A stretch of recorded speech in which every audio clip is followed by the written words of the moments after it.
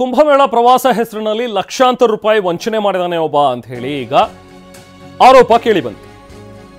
ಸದ್ಯಕ್ಕೆ ಈಗ ಪೊಲೀಸರು ಆರೋಪಿ ರಾಘವೇಂದ್ರ ಅವನ್ನ ನನ್ನ ಬಿಸ್ನೆಸ್ಗೆ GST ನೋಟಿಸ್ ಬಂದಿದೆ, ಏನ್ ಮಾಡ್ಬೇಕು ಅಂತ ಗೊತ್ತಾಗ್ತಿಲ್ಲ. ಇಮಿಡಿಯೇಟ್ಲಿ ಒಬ್ಬ GST ಎಕ್ಸ್ಪರ್ಟ್ ಹತ್ರ ಮಾತಾಡು. ಎಲ್ಲಿ ಹುಡುಕೋದು?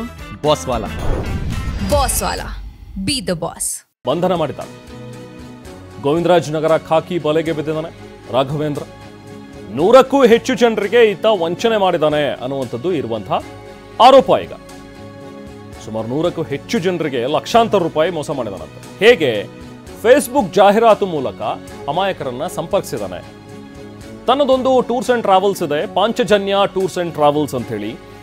ಇದರಲ್ಲಿ ನಾನು ನಿಮಗೆ ಟ್ರಿಪ್ ಕರ್ಕೊಂಡು ಹೋಗ್ತೀನಿ, ಅಯೋಧ್ಯೆ, ಕಾಶಿ, ಪ್ರಯಾಗ್ರಾಜ್, ಸೊ ಇದೆಲ್ಲ ಕಡೆ ನಾನು ಪ್ರವಾಸ ಮಾಡಿಸ್ತೀನಿ ಅಂತ ಹೇಳಿ ಪ್ಯಾಕೇಜ್ ಹೇಳ್ತಾನೆ. 7 ದಿನಗಳ ಪ್ಯಾಕೇಜ್ಗೆ 49,000 ಈತ ಪಡ್ಕೊಳ್ತಾ ಇದ್ದಂತೆ. ಸೊ ಹಿಂಗೆ ಹೇಳಿ ವಂಚನೆ ಮಾಡಿದಾನೆ. ಪ್ರವಾಸನೂ ಇಲ್ಲ, ದುಡ್ಡು ಇಲ್ಲ, ಹಾಗೆ ವಂಚನೆ ಮಾಡಿದಾನೆ ಅಂಥೇಳಿ ಈಗ ರಾಘವೇಂದ್ರ ಅವ ಮೇಲೆ ಆರೋಪ ಕೇಳಿ ಬರ್ತಾ ಇದೆ. ಸುಮಾರು 70 ಲಕ್ಷ ರೂಪಾಯಿಯನ್ನು ವಂಚಿಸಿದಾನೆ ಅನ್ನುವಂಥದ್ದು ಈತನ ಮೇಲಿರುವಂಥ ಆರೋಪ. ನೋಡಿ, ಜಾಹೀರಾತು ಮೂಲಕ ಈತ ಫೇಸ್ಬುಕ್ನಲ್ಲಿ ಪರಿಚಿತರಿಗೆಲ್ಲರಿಗೂ ಕೂಡ ಮೆಸೇಜ್ಗಳನ್ನು ಕಳಿಸಿ ಅವರಿಂದ ಹಣ ವಸೂಲಿ ಮಾಡಿದಾನೆ ಅಂತ.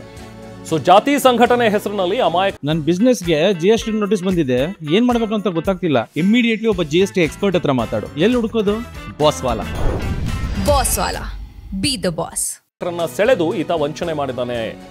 ಜಾತಿ ಸಂಘಟನೆ ಗ್ರೂಪ್ಗಳಲ್ಲಿ ಈ ಪ್ರವಾಸದ ಜಾಹೀರಾತನ್ನ ಹಾಕ್ತಿದ್ದಂತೆ. ಈ ಕಮ್ಯುನಿಟಿ ಗ್ರೂಪ್ಗಳಿರುತ್ತಲ್ಲ, ಸೊ ಅವುಗಳಿಗೆ ಹಾಕೋದು, ಹಣ ಪಡ್ಕೊಳ್ಳೋದು. 2 ರೀತಿ ವಂಚನೆ ಮಾಡಿದಾನಂತೆ. ಹೇಗೆ?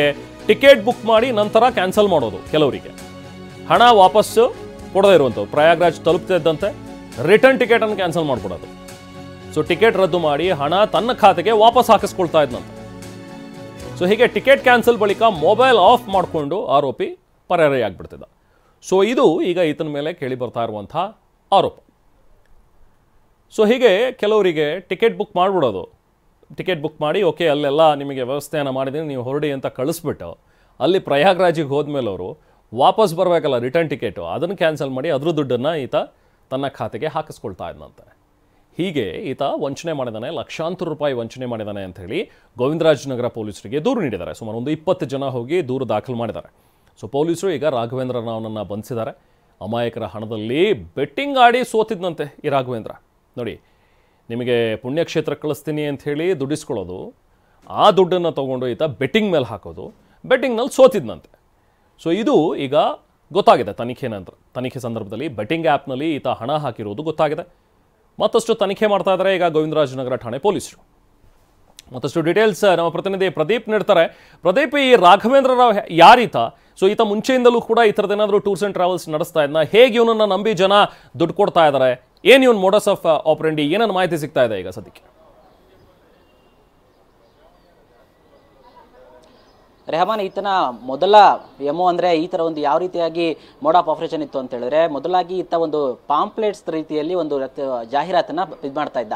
ಆ ಜಾಹೀರಾತಿನಲ್ಲಿ ಪಾಂಚಜನ್ಯ ಟೂರ್ಸ್ ಅಂಡ್ ಟ್ರಾವೆಲ್ಸ್ ಅಂತ ಒಂದು ನೇಮನ್ನು ಹಾಕಿ ಅಲ್ಲಿ ತಾನು ಯಾವ ಊರಿಗೆ ಕರ್ಕೊಂಡು ಹೋಗ್ತೀನಿ ಅಂದರೆ, ಪ್ರಮುಖವಾಗಿ ಈಗ ಆತ ವಂಚನೆ ಮಾಡಿರೋದು ಕಾಶಿ ಮತ್ತು ಅಯೋಧ್ಯೆ ಆಗಿರ್ಬೋದು, ಜೊತೆಗೆ ಕುಂಭಮೇಳ, ಪ್ರಯಾಗ್ರಾಜ್ ನಡೀತಿದ್ದ ಕುಂಭಮೇಳ, ಇಲ್ಲಿಗೆ ನಾನು ಕರ್ಕೊಂಡು ಹೋಗ್ತೀನಿ ಅಂತ ಹೇಳಿ ಒಂದಷ್ಟು ಆ ಜನರಿಗೆ ಅಡ್ವರ್ಟೈಸ್ಮೆಂಟ್ ರೀತಿ ಕೊಡ್ತಾ ಇದ್ದ. ಅದನ್ನು ಸಹ ಕಮ್ಯುನಿಟಿ ಗ್ರೂಪ್ಗಳಲ್ಲಿ ಆಗ್ತಾ ಇದ್ದ. ಫೇಸ್ಬುಕ್ ಕಮ್ಯುನಿಟಿ ಗ್ರೂಪ್ನಲ್ಲಿ ಈ ರೀತಿಯಾದಂತಹ ಜಾಹೀರಾತನ್ನು ಹಾಕಿ ಒಂದು 7 ದಿನಗಳ ಪ್ಯಾಕೇಜ್ಗೆ 49,000 ರೂಪಾಯಿ ರೀತಿ ಅವರಿಂದ ಹಣವನ್ನು ಪಡ್ಕೋತಾ ಇದ್ದ. ತದನಂತರ ಈತ ಯಾವ ಪ್ರಯಾಗ್ರಾಜ್ಗೆ ಒಂದಷ್ಟು ಜನನ ಕರ್ಕೊಂಡು ಹೋಗ್ತಾ ಇದ್ದ. ಆದರೆ ಪ್ರಯಾಗ್ರಾಜ್ನಿಂದ ವಾಪಸ್ ಬರೋಕೆ ಟಿಕೆಟ್ ಅನ್ನು ಬುಕ್ ಮಾಡ್ತಿರ್ಲಿಲ್ಲ, ಅಲ್ಲಿ ತನ್ನ ಮೊಬೈಲನ್ನು ಸ್ವಿಚ್ ಆಫ್ ಮಾಡ್ಕೋತಾ ಇದ್ದ.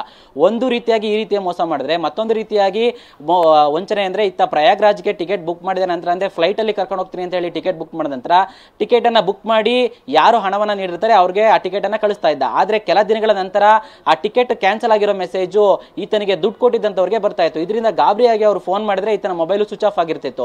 ಈ ರೀತಿಯಾಗಿ ಸುಮಾರು 100 ಜನರಿಗೆ ಈತ ವಂಚನೆ ಮಾಡಿರೋದು ಗೊತ್ತಾಗಿರುವಂತದ್ದು. ಈ ಬಗ್ಗೆ 20 ಜನರು ಗೋವಿಂದರಾಜನಗರ ಪೊಲೀಸರಿಗೆ ದೂರನ್ನ ನೀಡಿದ್ರು. ಈ ದೂರನ್ನ ಆಧರಿಸಿ ಗೋವಿಂದರಾಜನಗರ ಪೊಲೀಸರು ಈತನನ್ನ ಫಾಲೋ ಮಾಡಿದಾಗ ಈತ ಪ್ರಯಾಗ್ರಾಜಲ್ಲಿದ್ದ. ತದನಂತರ ದೆಹಲಿಗೆ ಬಂದು ನಂತರ ಬೆಂಗಳೂರಿಗೆ ಬಂದಾಗ ಆತನನ್ನ ಟ್ರೇಸ್ ಮಾಡಿ ಆತನನ್ನ ಈಗ ಬಂಧಿಸಿರುವಂತದ್ದು. ಸದ್ಯಕ್ಕೆ ಇದ್ದ 2 ರೀತಿಯಲ್ಲಿ ವಂಚನೆ ಮಾಡಿರೋದು ಗೊತ್ತಾಗಿರುವಂತದ್ದು. ಆದ್ರೆ ಈ ಹಣವನ್ನೆಲ್ಲ ಈತ ಬೆಟ್ಟಿಂಗ್ ನಲ್ಲಿ ಹಾಕಿ ಸೋತಿದ್ದಾನೆ ಅನ್ನೋದು ಪ್ರಾಥಮಿಕ ತನಿಖೆಯಲ್ಲಿ ಗೊತ್ತಾಗಿರೋದು. ಸುಮಾರು 100ಕ್ಕೂ ಹೆಚ್ಚು ಜನರಿಗೆ ಈ ರೀತಿ ಮಾಡಿರುವಂತಹ ರಾಘವೇಂದ್ರ ರಾವ್ 70 ಲಕ್ಷ ರೂಪಾಯಿಗಳಷ್ಟು ಈಗ ಆತ ಮೋಸ ಮಾಡಿರುವಂತದ್ದು ತನಿಖೆಯಲ್ಲಿ ಗೊತ್ತಾಗಿರುವಂತದ್ದು. ಸದ್ಯಕ್ಕೆ ಆತನ ಕಸ್ಟಡಿಯಲ್ಲಿ ತಗೊಂಡ ಪೊಲೀಸರು ಹೆಚ್ಚಿನ ತನಿಖೆಯನ್ನ ಮುಂದುವರಿಸಿದ್ದಾರೆ. Rehman, okay, thank you Pradeep.